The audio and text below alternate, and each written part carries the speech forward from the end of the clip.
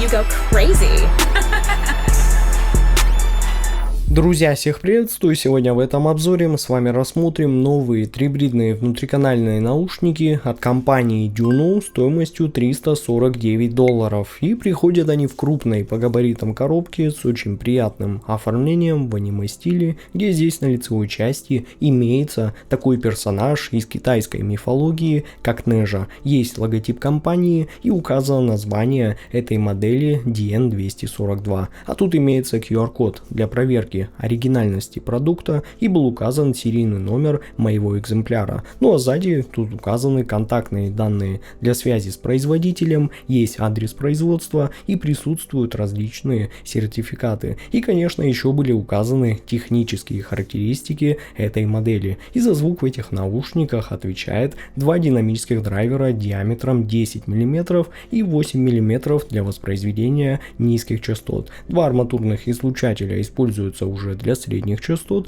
еще два арматурных излучателя воспроизводят высокие частоты и еще два кастомных микропланарных драйвера используются уже для ультравысоких частот. Но чувствительность составляет 110 дБ и они получили сопротивление 35 Ом. И на раскачку эти наушники будут довольно легкие. Ну а теперь давайте лучше рассмотрим комплектацию этих наушников более подробно. Наушники. Кабель с коннекторами 2 пин и модульной системой штекеров. И сюда можете поставить как балансный штекер на 4,4 мм джек, так и обычный штекер на 3,5 мм. Переходник с 3,5 мм на 6,35 мм джек. Фирменный кейс для хранения наушников. Сертификат качества. 3 разных карточки, 3 набора фирменных силиконовых амбушюр, ну и щеточка для чистки наушников. Эти наушники довольно крупные, и их корпуса были выполнены из смолы от компании HiGears с использованием 3D печати, DLP и с очень красивым оформлением лицевых панелей в красном стиле, где на левом наушнике здесь было указано название этой модели 242, а на правом присутствует логотип компании. Но вот здесь у них располагается стандартный разъем 2 пин для подключения кабеля, который был слегка утоплен в корпус, а рядом тут находится единственное небольшое отверстие для компенсации, а на внутренней части тут имеется только крупно нанесенная маркировка канала. Но вот звуковод у них был выполнен из металла, он имеет длину 5 мм и диаметр 6 мм, а также он получил выделенный бортик для уже более надежной фиксации амбушюр и был прикрыт защитной металлической сеточкой. В общем, разница с DN142 на первый взгляд тут только в расцветке, а вот в звучании, поверьте мне, разница будет просто огромная. Но поскольку корпуса у этих наушников буквально идентичны Juno DN142 и анатомически также выполнены очень правильно, то есть сидят в ушах эти наушники также превосходно. И со звукоизоляцией все отлично, и посадка точно такая же комфортная, и реально в этом плане тут вопросов у меня никаких, конечно же, нету. И пользоваться этими наушниками со стоковым модульным кабелем из комплекта просто одно удовольствие. И по сути все, что вам остается, это подобрать подходящие под себя амбушюры. Ну а вот так выглядит график частотной характеристики трибридных наушников Juno DN242 в сравнении с Juno DN142. И первое, что здесь сразу бросается в глаза, это усиление низких частот на 7 дБ, тогда как у Juno DN142 низкие частоты были усилены аж на 13 дБ, что очень немало. И эти наушники прям были ощутимо басовитее и с явным акцентом на бас, тогда как мидбас здесь был в обоих случаях слегка расслаблен, но только в случае Juno DN242 был ослаблен еще более заметно. Ну а дальше тут следует плавный переход в область нижней середины с небольшим расслаблением у Juno DN142. Ну а что бросается в глаза дальше, так это меньшее усиление в области верхней середины у Juno DN242, и за счет этого они звучат более нейтрально и аккуратно в этой области. тогда как 142 обладают более энергичным характером с большей теплотой, а 242 звучат более холодно и аналитично, но при прослушивании на большой громкости из-за небольшого усиления в этом диапазоне они совершенно не утомляют. А вот высокие частоты тут в обоих случаях очень хороши, поскольку они продолжительные и плавно затухают после 18 кГц, что является, конечно же, отличным результатом. Но все же, если вы обратите внимание, то у 242 они контролируются намного лучше, да и звучат они прям ощутимо прозрачнее, чище, техничнее и намного точнее, что меня вообще поразило буквально сразу. Поэтому давайте сейчас не будем терять время и лучше обсудим, как все это будет ощущаться на практике. Низкие частоты в этих наушниках очень сильно отличаются от DN142, и это, друзья, слышно буквально сразу, поскольку здесь бас ощущается более взрослым, более собранным и, самое главное, более техничным. Но DN242 точно не пытается завалить вас каким-то огромным количеством низких частот, а вместо этого они берут качеством. Бас здесь очень чистый, быстрый и максимально контролируемый. Удары ощущаются точнее, атака более четкая, а сам бас совершенно не мажется уже в более сложных композициях. И такое чувство, что будто уже два динамических драйвера здесь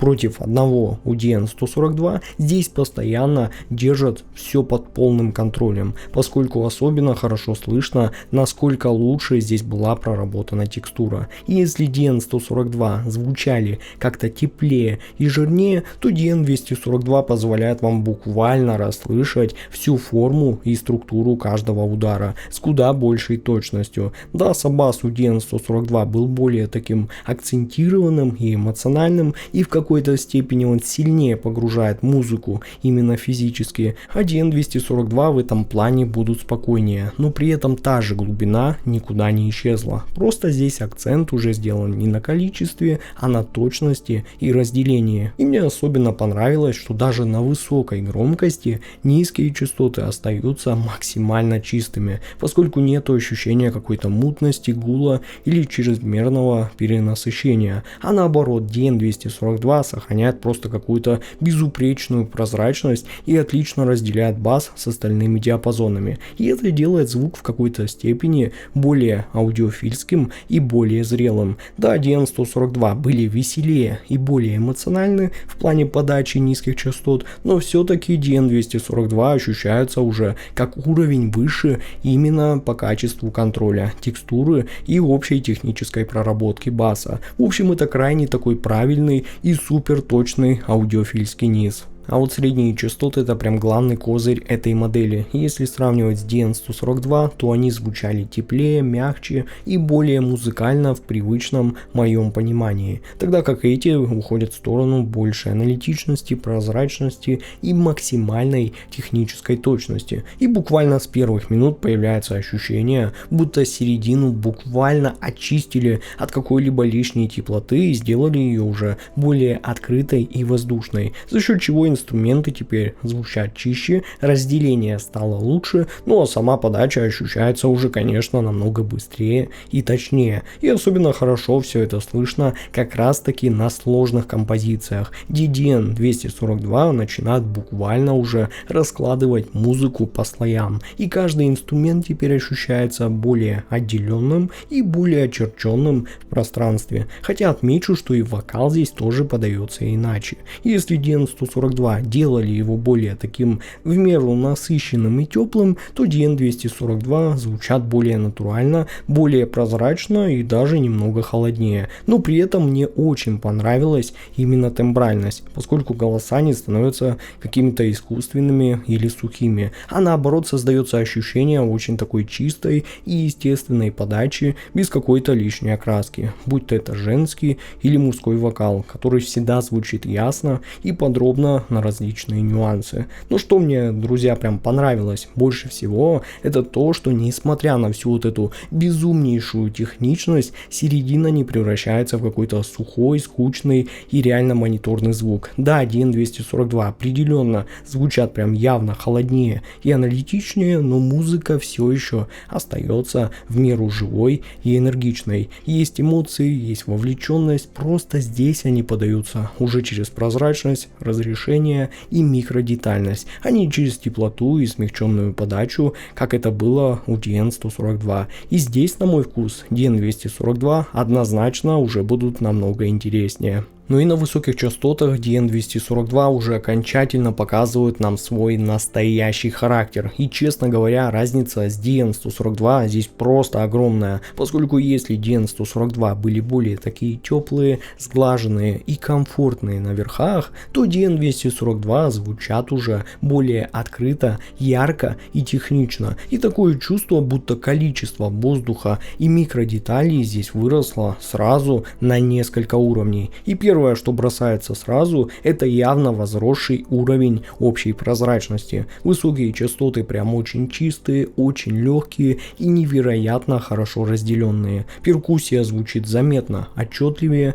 тарелки имеют более натуральный металлический оттенок, но различные мелкие нюансы в треках начинают уже буквально вылезать наружу. И DN242 постоянно дает мне ощущение, что в записи наконец-то появилось куда больше информации, поскольку у них реально есть очень хорошая проработка микродеталей, за счет чего различные послезвучия, небольшие какие-то эффекты, мелкие реверберации, дыхание вокалистов и легкие касания по струнам, все это прослушивается здесь намного легче, чем на DN142, и создается то самое ощущение куда более высокого разрешения и лучшей технической способности самих драйверов. Но теперь вы должны, конечно, учитывать, что DN242 звучат заметно более требовательно к качеству записи. И если DN142 спокойно сглаживали многие недостатки и делали подачу более такой на слух расслабленной и теплой,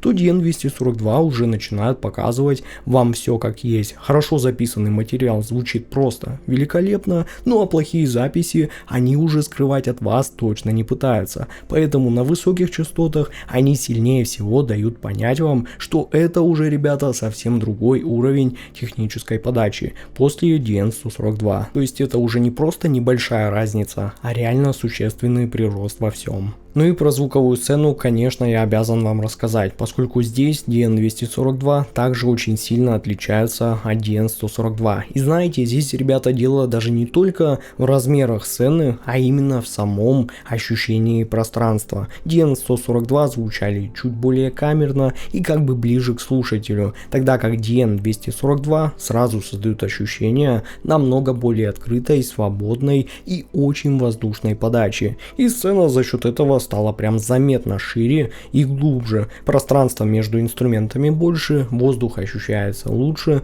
ну а сама музыка словно теперь начинает ощущаться куда свободнее. Но самое главное здесь это, конечно, локализация. И DN242 очень четко выстраивают позиции инструментов в пространстве. И ты буквально понимаешь, где находится каждый звук, каждый эффект, каждый источник. И вот это ощущение точности здесь прям действительно впечатляет, поскольку особенно хорошо все это слышно на реально сложных композициях и с большим количеством разных инструментов. И там, где DN142 могли звучать как бы уже более так цельно и музыкально, DN242 начинает буквально раскладывать сцену по слоям. Передний план, задний план, глубина, расстояние между инструментами, все это в них ощущается намного отчетливее. При этом сцена точно не кажется какой-то искусственно раздутой, а наоборот она как бы звучит очень естественно и правильно организована. И знаете, мне кажется, именно звуковая сцена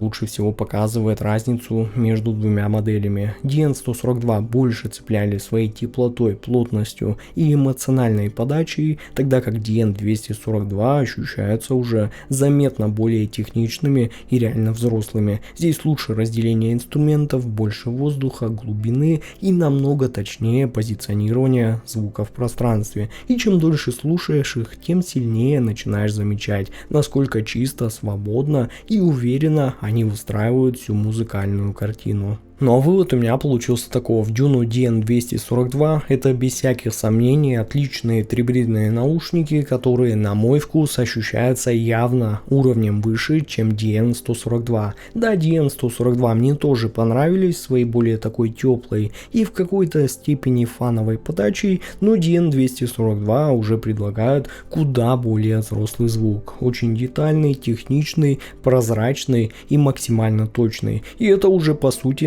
настройка не столько для развлечения, а сколько для тех аудиофилов, которые действительно любят анализировать музыку, вслушиваться в какие-то детали и просто получать максимум чистоты и разрешения от звучания. И именно для них DN242 точно будут превосходным вариантом. Поэтому, друзья, я смело рекомендую вам эти наушники к покупке. Ну а ссылка на покупку этих наушников будет в описании и в закрепленном комментарии под этим видео. С вами был, как всегда, IC Genius, спасибо всем за просмотр и до скорых встреч уже в новых обзорах.